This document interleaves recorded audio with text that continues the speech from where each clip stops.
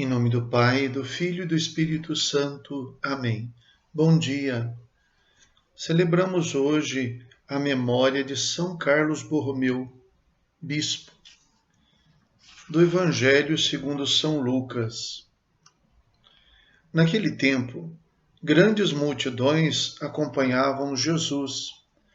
Voltando-se, ele lhes disse: Se alguém vem a mim, mas não se desapega de seu pai e sua mãe, sua mulher e seus filhos, seus irmãos e suas irmãs, e até da sua própria vida, não pode ser meu discípulo.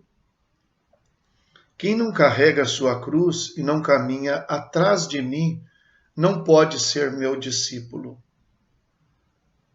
Com efeito, qual de vós, querendo construir uma torre, não senta primeiro e calcula os gastos para ver se tem o suficiente para terminar? Caso contrário, ele vai lançar o alicerce e não será capaz de acabar. E todos os que virem isso começarão a caçoar, dizendo: Este homem começou a construir e não foi capaz de acabar. Ou ainda, qual o rei que, ao sair para guerrear com outro, não se senta primeiro e examina bem se com 10.000 homens poderá enfrentar o outro que marcha contra ele com 20.000? Se ele vê que não pode, enquanto o outro rei ainda está longe, envia mensageiros para negociar as condições de paz. Do mesmo modo, portanto, qualquer um de vós, se não renunciar a tudo o que tem, não pode ser meu discípulo. Palavra da salvação. Glória a vós, Senhor. Tudo se passa numa situação um pouco contraditória. Grandes multidões seguindo Jesus. Pareceria que ele estava tendo sucesso, sendo bem-sucedido. Pareceria que ele tinha alcançado seus objetivos. No entanto, o que ele faz? Voltando-se, joga um balde de água fria neles. Se alguém vem a mim, mas não se desapega de seu pai, sua mãe, sua mulher, seus filhos, seus irmãos, suas irmãs, e até da própria vida, não pode ser meu discípulo. E quem não toma sua cruz e não caminha atrás de mim, onde eu for, não pode ser meu discípulo. Na conclusão do Evangelho, ele vai dizer: qualquer um de vós, se não renunciar a tudo o que tem, não pode ser meu discípulo. Então chama a atenção, em primeiro lugar, o radicalismo desse chamado de Jesus. Será que não é possível conciliar as coisas? E é claro que se deve entender em que sentido se deve deixar tudo. Jesus não propõe a ninguém que faça loucura. Deixar tudo significa relativizar tudo em função do absoluto, que é o seguimento. Tudo o que nós temos é reordenado a partir daquele que nós seguimos. Não necessariamente temos que nos desfazer das coisas, mas as coisas precisam passar a servir ao nosso propósito, e o nosso propósito é seguir Jesus. Mas para que tanto radicalismo? Em primeiro lugar, é porque a relação que é possível ter com Jesus, a única possível, a única desejada por Deus, é a relação de discípulo e de mestre, de quem verdadeiramente está disposto a aprender com o mestre. De quem não deseja ensinar nada para o mestre, não deseja questionar nada que o mestre fizer, não deseja corrigir nem a direção, nem os caminhos que o mestre vai tomar. Significa ser discípulo de verdade. Jesus, como mestre, ele exerce o papel não apenas de um mestre deste mundo, mas ele será chamado depois de o Senhor E o Senhor é aquele que possui. Nós seremos dele se o seguirmos, porque ele é Deus, ele é o Senhor. E se nós questionarmos aquilo que nos propõe, então ele não é o Senhor mais. Então os senhores somos nós. E queremos que ele seja o nosso servo. E queremos dizer para ele o que ele deve fazer. Ora, ou Deus ocupa o primeiro lugar, ou Deus é inquestionável e inquestionado por todos, ou então ele não é Deus. E Jesus então se apresenta para nós como Filho de Deus, como Mestre, Senhor. Ao mesmo tempo ele é Mestre e é Senhor. E ele, para ser nosso Mestre e Senhor, se faz nosso servo, nosso servidor. Como nosso Mestre e Senhor, ele nos serve. Para quê? Para se diminuir? Não, para que a gente aprenda a servir também. E para que a gente possa aprender a servir, a primeira coisa que é necessário é descer do pedestal, descer do trono. Renunciar, portanto, a tudo. Relativizar tudo. Deus é que sabe. E nós aceitamos. Se assim o fazemos, ele é Deus, Jesus é nosso mestre. Esse radicalismo é tão importante porque nós encontramos diversos modelos de seguimento de Jesus presentes, por exemplo, nos nossos dias, nos quais nós vemos muito mais a projeção das expectativas de quem se diz seguidor de Cristo do que propriamente daqueles que querem pôr em prática as suas palavras. Veja, por exemplo, o número crescente de pessoas que se dizem cristãs e que pregam o ódio, a violência e que querem compactuar com tudo aquilo que alguns grupos têm de expectativa, como se fosse possível conciliar. Isso não é um fenômeno de hoje. A igreja tem sua história com diversos exemplos de ter feito esse tipo de coisa.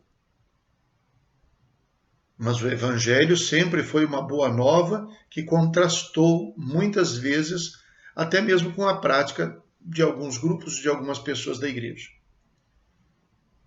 Então, ou seguimos Jesus, ou não mereceríamos, não deveríamos nos chamar de cristãos. Se eu, vosso mestre e Senhor, lavei os vossos pés, vós deveis fazer a mesma coisa. Quem quiser ser o primeiro, seja o último. A exemplo do Filho do Homem que veio não para ser servido, mas para servir e para dar a sua vida em favor de muitos. Então, é necessário renunciar, sim. Porque quem não se renuncia a si mesmo, não dá a Jesus o espaço que lhe pertence. Quem quer andar na frente e quer que Jesus o siga, não se torna discípulo, não se torna seu seguidor. Esta é uma primeira coisa que vale a pena destacar, esse radicalismo. A segunda coisa é a honestidade, a transparência, a sinceridade de Jesus, que deseja homens, mulheres, pessoas livres, que o seguem conscientemente. Por isso, ele diz, usando dois exemplos, calcular primeiro. Calcular. Segundo, examinar bem se realmente quer seguir Jesus. E se ao seguir Jesus está disposto, então, a fazer as renúncias necessárias. E ele demonstra quais são. Tudo que ele diz são exemplos para mostrar que é necessário, como ele diz no final, renunciar a tudo para ser discípulo. Do contrário, não é possível ser discípulo dele. Não pode ser meu discípulo, ele diz. Examinar antes, calcular. Os dois exemplos que ele dá. Quem começa a construir uma torre não deve calcular para ver se tem o suficiente para terminar, senão fica só no alicerce. O rei que vai guerrear contra o outro não deve examinar bem se ele tem força suficiente para guerrear, para combater, ou se é uma batalha perdida. Se for perdida, melhor negociar a paz antes, e ninguém morre assim. os exemplos que Jesus nos dá. Então, calcular, examinar bem, para que a gente saiba que seguir Jesus não é fácil, mas que conscientemente, com toda a liberdade, a gente seja capaz de dizer um sim com os lábios, com a vida, e que a gente possa tomar verdadeiramente o lugar de discípulo de Jesus, não de mestre, não de senhor. Uma última coisa que eu chamaria atenção, uma terceira e última coisa, que está um pouco nas entrelinhas. Ele dá um exemplo, né? Quem de vós começa a construir e não calcula primeiro se tem o suficiente para terminar? Depois ele diz: qual o rei que vai guerrear, que não examina bem se com o número de soldados que tem, de guerreiros que tem, consegue combater o outro que vem com um número maior? Pois na mesma linha do que Jesus diz, eu pergunto: qual é o líder que quando prega e vê um grupo de pessoas vindo atrás dele, para dizer: pensem bem? Qual é o líder? Qual é o fundador? Qual é o pastor de igreja que faz isso hoje em dia? Jesus fez. Hoje, nós temos uma tendência a investir no marketing, na publicidade, que é mostrar coisas bonitas e esconder as dificuldades para as pessoas comprarem, para as pessoas nos seguirem, para atrair pessoas. E quando vemos muita gente nos seguindo, achamos que nós estamos indo bem. Nossa paróquia está bem, tanta gente, está cheia a igreja. Não só isso, nossa paróquia está bem, está cheia, o povo contribuindo e a gente então ainda recebendo muitas ofertas, então estamos bem.